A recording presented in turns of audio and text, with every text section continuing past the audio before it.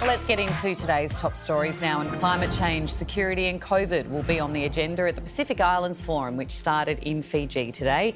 Anthony Albanese doesn't arrive until tomorrow, but Foreign Minister Penny Wong is already there. We are here to listen and learn.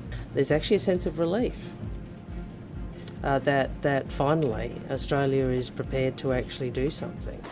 Kiribati isn't attending. It withdrew over a leadership dispute. And while China's request to take part was refused, US Vice President Kamala Harris is expected to dial in for tomorrow's leaders' meeting. Health authorities are facing another COVID outbreak on a cruise ship. More than 100 people on board the Coral Princess, sister vessel to the Ruby Princess, have tested positive. Most of them are crew. Currently docked at Eden on the New South Wales South Coast, passengers were allowed to disembark only after a negative RAT. The ship is due to arrive in Sydney tomorrow. Onboard activities don't seem to have been affected at all. Buffet is definitely open. All activities seem to be go. And Sir Mo Farah, the UK's most successful track athlete, has made a shocking revelation. He was a victim of human trafficking when he was a child. Sir Mo says he was brought to Britain when he was about 9 and made to work as a domestic servant. In fact, Mo Farah is not even his real name. It's Hussein Abdi Kahin. When I was 4, my dad was killed in a civil war. You know, as a family, we were torn apart. I was separated from my mother, and I was brought into the UK illegally. Wow. Blew me away. When I, this is one of the greatest athletes of the modern era, and that's not even his name. We haven't known his name for... How horrible to have to live this lie telling everybody you're someone when you know you're not because of the way you were brought to a country. Yeah. I mean, he was told to look after these children. He was only fed if he babysat the children. This is a young kid. Yeah.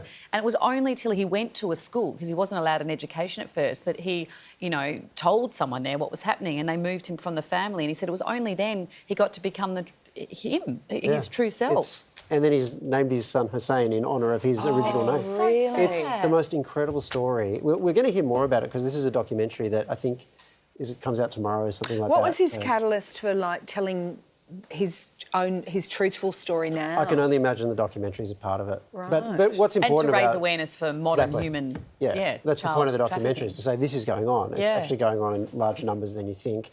And what a person to tell that story, because, I mean, we all know him. It's unbelievable. I'm blown away by it. How bizarre that family where he looked after the children now would see him. Yes. Isn't that... Where are they? Yeah, that's a good question.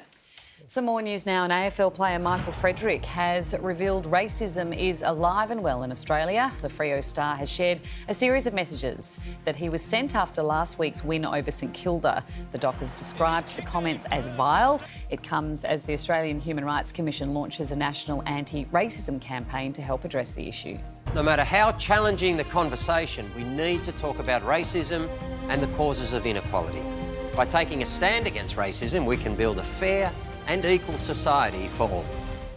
A private funeral's been held for former Japanese Prime Minister Shinzo Abe, who was assassinated on Friday. Mourners also lined the streets outside the Tokyo temple to pay their respects. Yesterday, he was honoured with the collar of the Supreme Order of the Chrysanthemum, Japan's highest decoration.